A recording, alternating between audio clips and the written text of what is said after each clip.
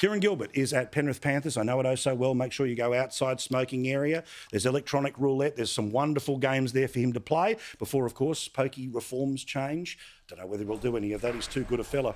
Of course, none other than the great Kieran Gilbert in the middle of that People's Forum. Some interesting questions, some interesting responses. What is the result of 100 people when forced to make a decision?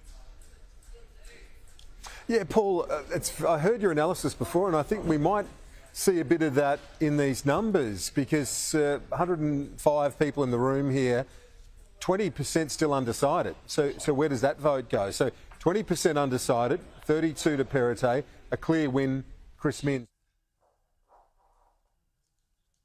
An emphatic win in terms of those numbers. But when you look at that undecided number, it just...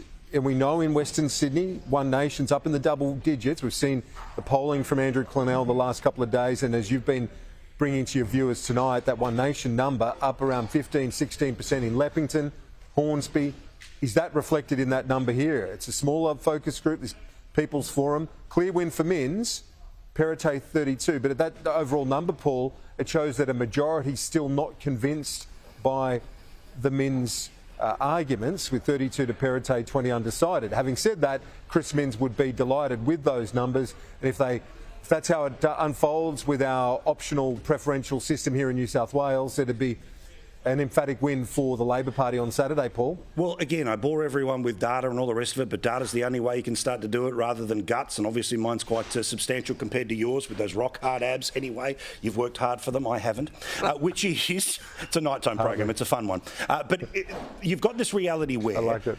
More than 6 out of 10 voters, they walk in, one walk out. Some seats can be up into the 70s, right? The reality is that the electoral strategy of trying to now, look, the Liberal Party essentially gets caught in both directions, right? They go too far left, they lose it on the right. They go too far right, they lose it on the left. But the reality is that the sheer number of seats that they needed to defend, well, Matt Keane, unsurprisingly, viewed the election through his ideological perspective, but the reality is that One Nation number, pretty obvious where it comes from, but amazing tonight as well that there weren't conversations about school performance. There was conversations about school funding. It wasn't really conversations about health performance. It was about health funding. And I think both of these leaders are in the wrong spot when all they're talking about is how much they're going to throw at a problem rather than tell us what a tangible solution would be.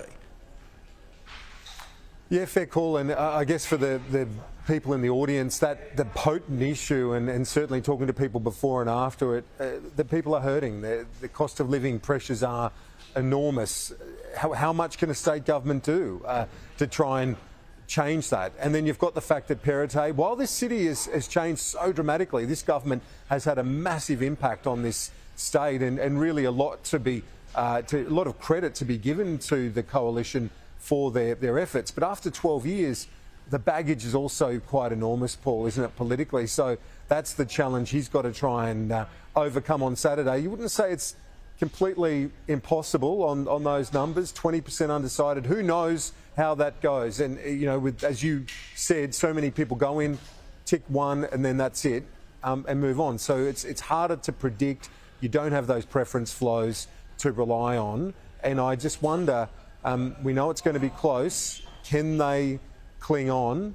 We will know in a couple of days. But as for Perrottet, didn't win tonight, but not all lost with that large number of undecided, Paul.